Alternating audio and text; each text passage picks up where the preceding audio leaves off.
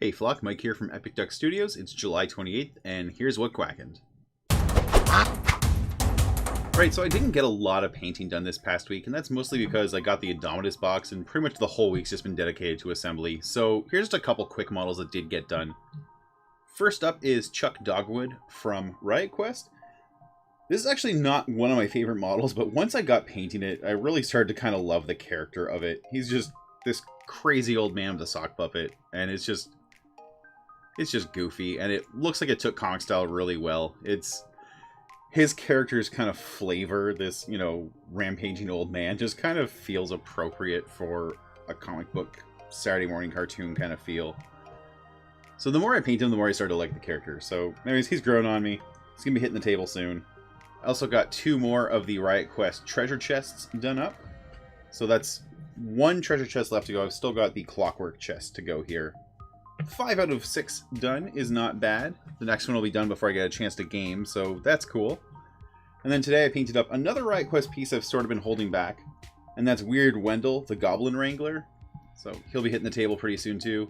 The only thing I kind of phoned in is I didn't really do anything with the lenses of his goggles. The reason for that is there's actually a big mold line that ran through his face, and I'm just worried that they're a little bit miscast and a little bit kind of misshaven, and I don't want to spend a lot of time kind of fiddling back and forth with them.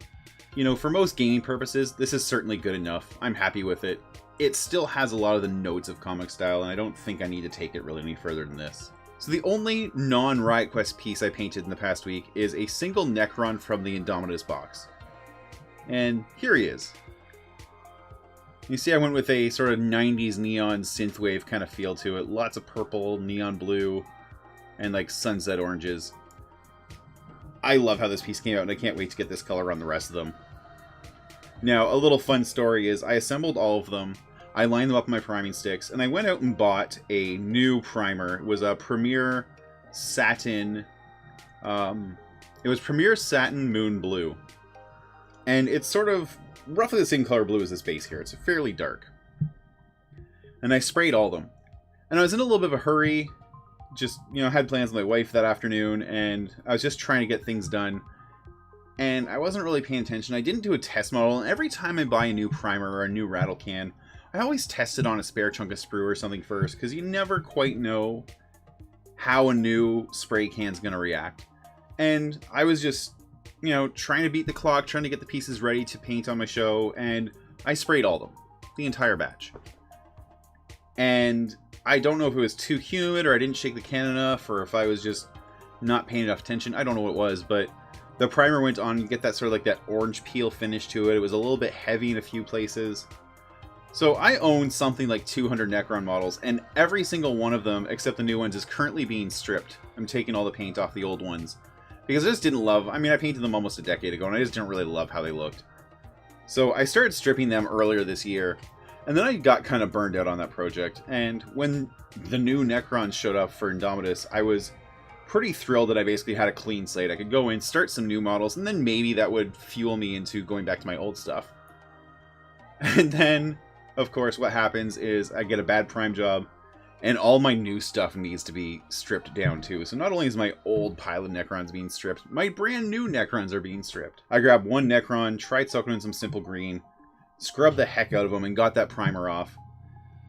So then I just, you know, hit him with a little bit of brush on primer and painted him on the show, and then put the rest of them in Simple Green right after it. So I'm happy to say right now about 25 of them are stripped. I've still got about 6 or 7 to go.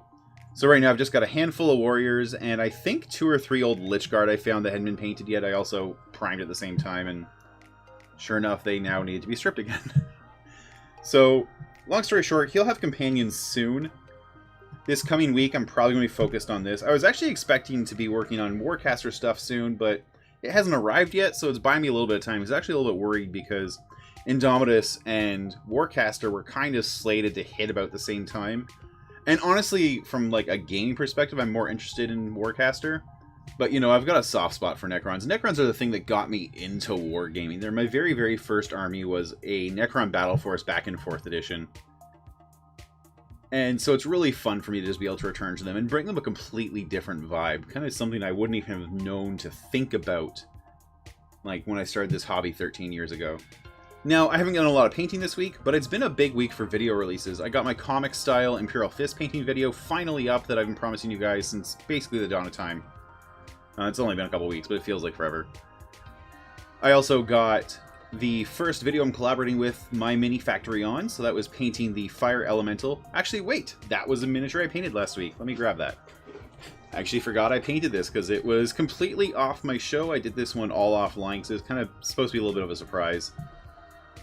So yeah, this Fire Elemental, there's the full tutorial on this piece is up on my YouTube channel as of this morning. There's also 2 videos in the works. One of them's already uploaded for patrons, the other one will be going up later tonight. One is magnetizing the Duskwolf from Warcaster, so that's the Warjack that comes in the Marcher World starter set. And then the other video is painting Black Panther from Marvel Crisis Protocol. So those will be coming out on Thursday and next Monday for everybody else. But patrons will have access to those, well, the Duskwolf one as of this morning, and Black Panther probably right after I post this, to be honest. It should be up right now as far as YouTube's concerned. And then we'll get that out there. And that's one of the few sort of fringe benefits of my Patreon account. For the most part, I like to keep the Patreon just sort of as a tip jar. I like giving you guys all the tutorial content I can, whether you can afford to pay me for them or not. I don't really like paywalling my videos. But what I have been doing is when I can get them done early, patrons get a little bit of a lead on them. I don't always get them done early, like the comic-style Imperial Fist one went straight public because I had planned on having that up weeks earlier and it just didn't get there. So it's kind of hit and miss as to whether you get stuff early. It's just a fringe benefit when it happens. You know, I'm really happy with how the fire came out on this piece. This is probably one of my favorite attempts ever at painting fire, so I'm glad I managed to capture it on camera. This miniature, by the way, is from Printed Obsession, and I'll throw a link in the video notes below. So that's it there. This has been a 6-mini week, which is not really that heavy, but 30-something minis assembled, so, you know, it kind of skews one way, and 3 videos out in a single week is pretty awesome. I'm pretty happy with that.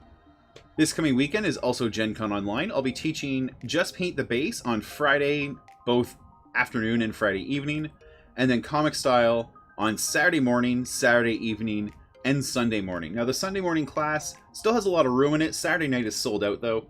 If you're looking to get some little bit more hands-on comic style learning from me, a little bit of feedback and, you know, a bit of a classroom atmosphere. We're doing it over Zoom, so it's not going to be a perfect classroom, but, you know, the best we can do in these circumstances. Definitely give that class a look. Thanks for hanging out while I went over what Quackened this week. I'll be back next week with another update. Plenty of videos between now and then, and hopefully more than 6 models next time. Take care, do something epic.